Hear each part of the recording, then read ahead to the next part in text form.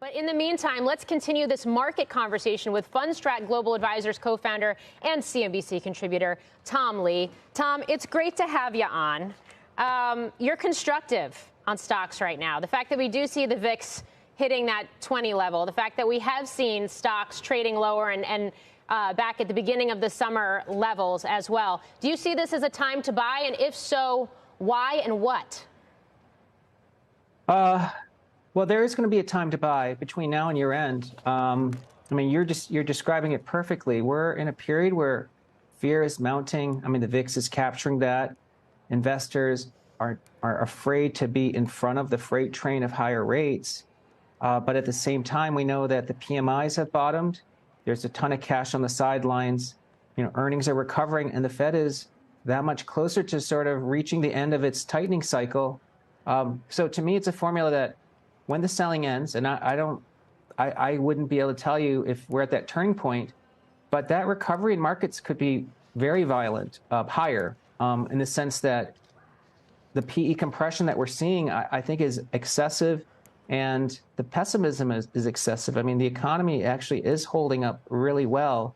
So I think investors should just remember the best opportunities to really make money have all come during periods of fear, whether that was March 2023 or it was October 2022. So yes, I think it still makes sense to be constructive, but it does feel terrible out there.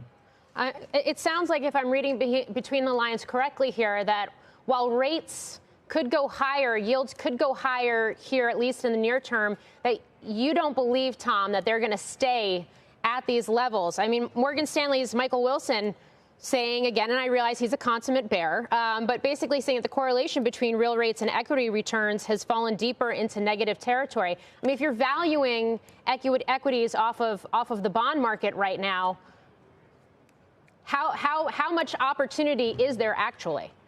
Well, I mean, here's some simple math. You know, the long-term average of the 10-year is, I don't know, it's probably around 4.8. I mean, we're probably right there.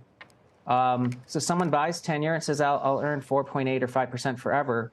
Well, the average S&P nominal return is 8%, and actually after a drawdown like this, it's probably 10% a year. So someone could invest their money today in the S&P and earn double the return over the next decade, or they can earn half of that owning a treasury bond. I mean, I know if someone thinks 5% is competitive with equities, it's not even competitive with the long-term return of stock. So I don't know where yields are going to go. I don't think we're going to be a juggernaut higher.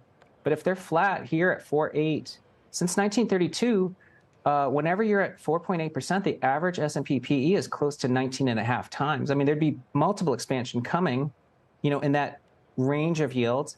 But if yields fall, then I think multiples go up.